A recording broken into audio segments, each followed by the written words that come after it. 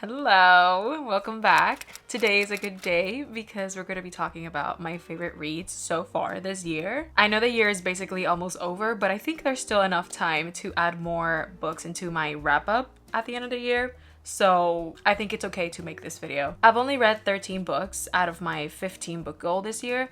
So only 6 of them have been my favorite, and one of them happens to be one of my readings that I had to do for my contemporary literature class. I usually don't count my assigned readings for college because I don't know, I just don't. But I like this one so much that I had to include it. So my favorite first book was The Fall Risk by Abby Jimenez. This is the second book I read by her so far, and it's a novella actually. It was only 80 pages long. So if you're looking for a quick read, this works for you. This is about 2 neighbors who essentially try to make the best out of a bad Valentine's Day. Something happens that they get trapped on their apartment floor. Like, they literally have no stairs to go down on, so they're stuck there. So we have a recently divorced arborist and a girl who recently moved in because she was purposely self-isolating because she happens to have a stalker.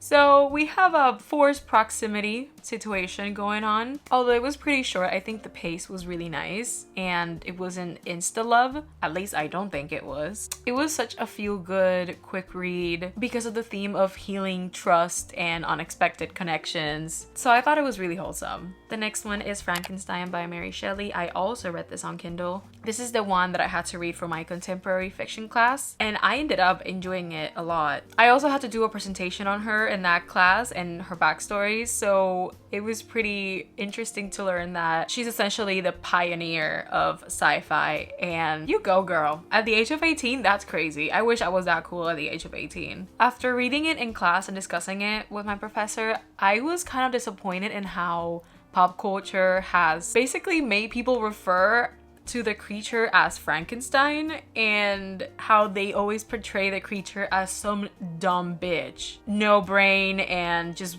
being a zombie basically. I remember having a lot of moments where I went like, oh my god, my Shayla. The creature wasn't born evil. I think that he could have been good. The portrayal of creator and creation relationship went hard, and also because of the references to Paradise Lost, so I love that a lot. I can't promise that I'm gonna reread it, but I know that since I had to read it for class, I was kind of rushed, so I don't think I enjoyed it as much as I should have, but it was still one of my favorite books this year. My third favorite book this year was Blood of Hercules by Jasmine Maz. It took me a while to finish it, but I enjoyed every single chapter of this. I think the reason I enjoyed this book so much is because despite that we have the typical trope of a girl finding out that she has some divine heritage of Spartans and then she's forced to attend a war academy and go through some trials and survive, we have an imperfect female main character.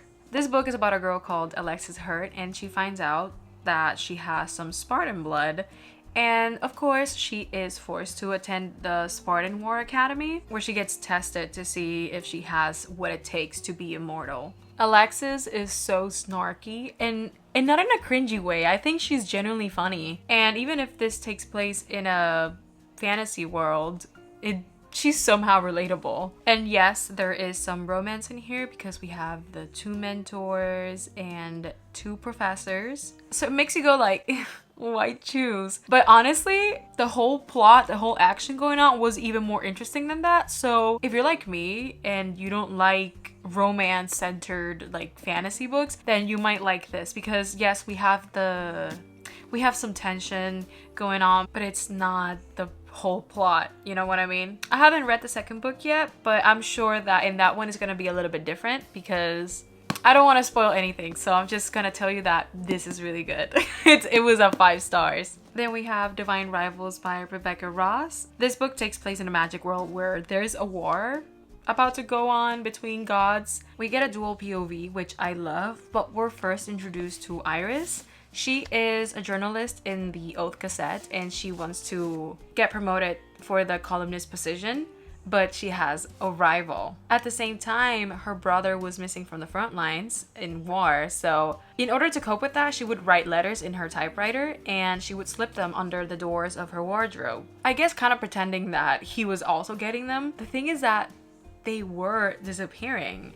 But what she didn't know, it was that her rival was the one getting them. Like, whenever she sent a letter, it would also slip out from his wardrobe. So that's all I'm gonna tell you. This is the first book within the Letters of Enchantment duology, and it's my favorite because of the rivals to lovers dynamic going on. If you have a preference for closed door romances, you're gonna enjoy this. If you love banter, you're gonna enjoy this. If you like magic, you're gonna love this. And if you also like the aesthetic of letters and typewriters, you're gonna love this. The pacing is so perfect. And it kind of does end in a cliffhanger. So if you're enjoying this book halfway, like a lot, I highly suggest that you get the second one. This book felt like a warm hug. Next on the list, we have The Metamorphosis by Franz Kafka.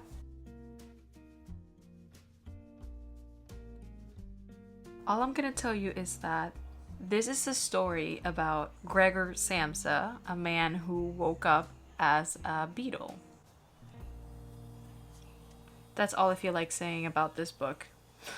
And that it broke my heart and it ruined my day, and I definitely will read it again. If you want to hurt a little but don't have time for a lengthy book, then you should try this story.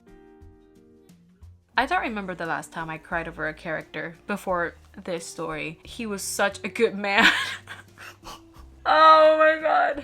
And then last but not least, my most recent read, The Assassin's Blade by Sarah J. Maas. I'm reading Air of Fire right now, and it's so good. Since this was a collection of novellas, I really had a lot of fun with all the action that we got going on. That was not the only reason I enjoyed it, of course. Since I read Throne of Glass and Crown of Midnight first, I liked reading this as a third because I felt like everything clicked into place. So I was very glad. For example, when Selena stole the Asteria mare, and when she probably met Kale and Dorian together at a party. I'm not 100% sure if it was actually them, but I think it was them because she said something about some sapphire eyes. I don't remember who was the one with the sapphire eyes. Was it Kale or Dorian? I don't know, one of the two. But she definitely met them both at the same time because they were together. So I love that. I don't regret not reading this first because here Selena is way younger. She is more cocky and kind of immature. So this book as a first impression, I don't think it's the best idea. I have so much love for Selena, so when I was reading this book, I just laughed a lot whenever she went like, oh, I am a Darlin's assassin, for God's sake. Like, I thought it was funny. Again, I am so glad that I read this third. So these are all my favorite books so far this year. I hope to add Air of Fire to my wrap up at the end of the year because I am also enjoying it a lot. I've also been proud of my reading pace this year, despite all my college reading assignments slowing me down. If I'm able to reach my 15 books goal this year, then maybe for next year I can aim for 20.